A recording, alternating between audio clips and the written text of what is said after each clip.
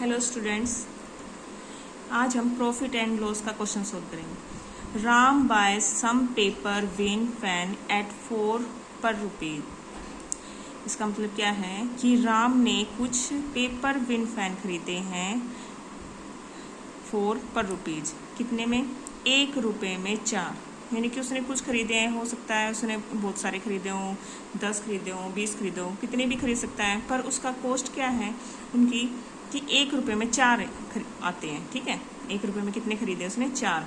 बाकी उसने कितने खरीदे उसकी इसने कोई भी वैल्यू नहीं दी है। ठीक है, बस उसने कॉस्ट बताई है उसकी कि 1 रुपये में कितने आते हैं। ठीक है, उसने ये नहीं बताया कि उसने 4 ही खरीदे हैं। उसने ये बताया है कि 4 पर रुपीज़, यानी कि 1 रुपये के 4 आते हैं। सम पेपर विंड खरीदे हैं, उसने ये नहीं बताया कि उसने कितने खरीदे हैं। ठीक है, अब सेकंड है आपका ही then by the same number of paper wind, यानी कि जितने उसने फर्स्ट शॉप से खरीदे थे उतने उसने दूसरी शॉप से खरीदे हैं। ठीक है, और उनकी कॉस्ट क्या है?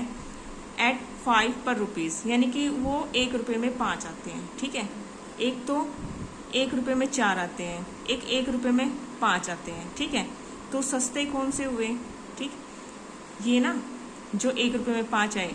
ठीक है, देखो एक चीज़ तो 10 रुपये में 2 आती है और एक 10 रुपये में 5 आती है, तो इसमें किसकी कॉस्ट कम हुई? ठीक है, जो ज़्यादा आते हैं। ठीक है, जैसे मान ले मैंने कोई 10 रुपये में 2 चीज़ खरीदी, उनकी कॉस्ट क्या होगी? 5-5 रुपये। अगर एक 10 रुपये मैंने 5 चीज़ें खरीदी हैं तो उनकी कॉस्ट क्या होगी? 2-2 रुपये। तो उसी तरीके से जो आपकी कम कॉस्ट वाले पेपर विंड फैन है वो कौन से हैं? ये वाले। ठीक है, ये आपके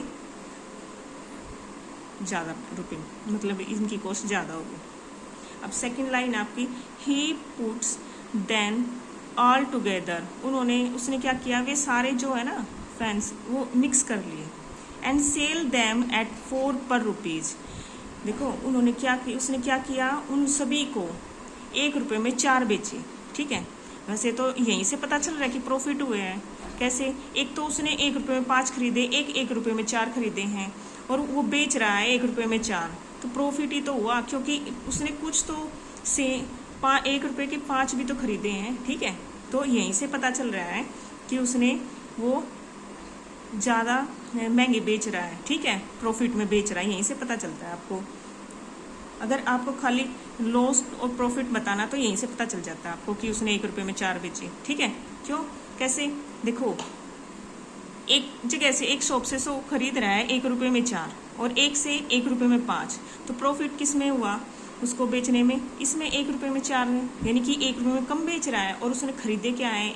1 रुपये में ज़्यादा भी खरीदे हैं और कम भी खरीदे हैं। ठीक है, और मिक्स करके वो बेच रहा है। ठीक है, will he make a profit और इनकर ए लॉस? हाउ मच, कितना प्रॉफिट हुआ है वो बताना है, और प्रॉफिट या लॉस हुआ है, क्या हुआ है वो बताना है, और कितना हुआ ये बताना है। ठीक है, सबसे पहले तो मैं क्या लिखूंगी? 1 विंड फैन सीपी, एक विंड फैन की कॉस्ट लिख रही हूँ 1/4। कैसे लिखा मैंने? 1 रुपये में 4 आते हैं, तो 1 रुपये को मैं 4 से डिवाइड कर दूंगी, मेरे पास एक पेपर विंड फैन की कॉस्ट आ जाएगी, जो मैंने इसने फर्स्ट शॉप से खरीदी है। ठीक है, उसने सेकेंड शॉप से जो फैंस खरीदे हैं उनकी कॉस्ट क्या होगी?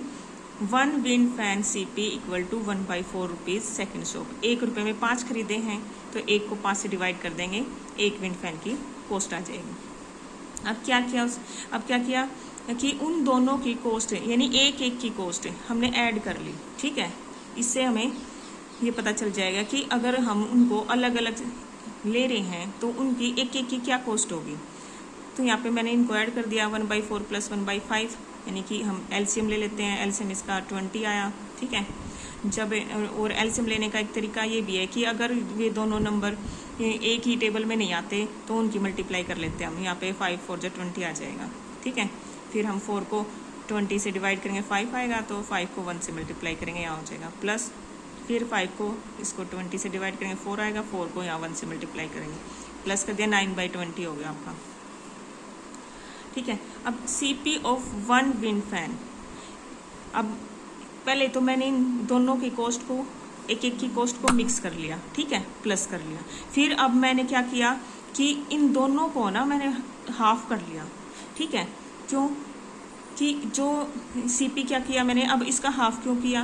देखो पहले तो किसी को ये थोड़ी ना पता है कि इसका कॉस्ट अलग अलग है, ठीक है। तो मैं बेचने के लिए अपनी तरफ से ये बना रही हूँ कि CP of 1 wind fan equal to 9/20 into 1/2। 1/2 का मतलब है कि हम इस कॉस्ट का हाफ करेंगे, ठीक है। दोनों का इकट्ठा तो ये मिला है, पर मैं अगर अलग अलग निकालना चाहूँ तो हाफ हाफ ही तो करूँगी, ठीक है। तो 9/20 इंटू 1/2 होगा, तो यहाँ से आ गया आपका 9/40 रुपीज़।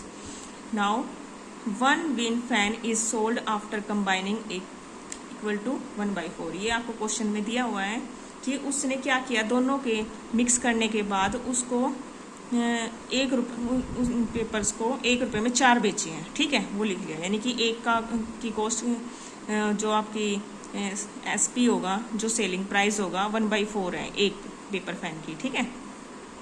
अब ये तो आपका आ गया SP, ठीक है, और ये एक पेपर का आ गया, पेपर विंड फैन का आ गया CP, और CP और SP दोनों मिल गए हमें, ठीक है, एक एक का मिक्स करने के बाद, ठीक है।